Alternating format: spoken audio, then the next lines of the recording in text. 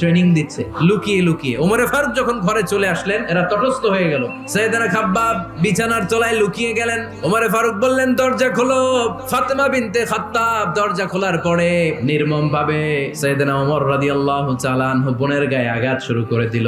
বোন জামাইকে আহত করতে শুরু করলো আর বলতে শুরু করলো, তোরা পাগল হলি কেন? কি আছে ওই মুহাম্মাদের মধ্যে? কি পড়তেছিলি আমারে দেখা? ফাতেমা বলে, ইন্নাকা রিজসুন লা ইয়ামাসসুহু ইল্লাল মুতাহহারুন। ও আমার ভাই ওমর, তুমি নাপাক, পবিত্রতা অর্জন না করে এই কোরআন ধরা যায় না। ওমরে ফারুক গোসল করে আসলেন। ফাতেমা বিনতে খাত্তাব বললেন, গোসল যখন করে এসেছেন, এই নেন। ওমরে ফারুক এবার চামড়ার কাপড়ের মধ্যে সূরা তহার প্রথম আয়াতের দিকে নজর করলেন। উনি খুব ভালো আরবি জানতেন। সূরা তহা পড়ার পরে আর ধৈর্য ধারণ করতে পারে না। ওমরে ফারুক ছোট্ট বাচ্চার মতো কান্না শুরু করে দিলেন। আল্লাহু আকবার। সূরা তহাটা হাতে নিয়ে, তলোয়ারটা হাতে নিয়ে বিশ্বনবীর দিকে ছুটতে আরম্ভ করলেন। আইনা মুহাম্মদ।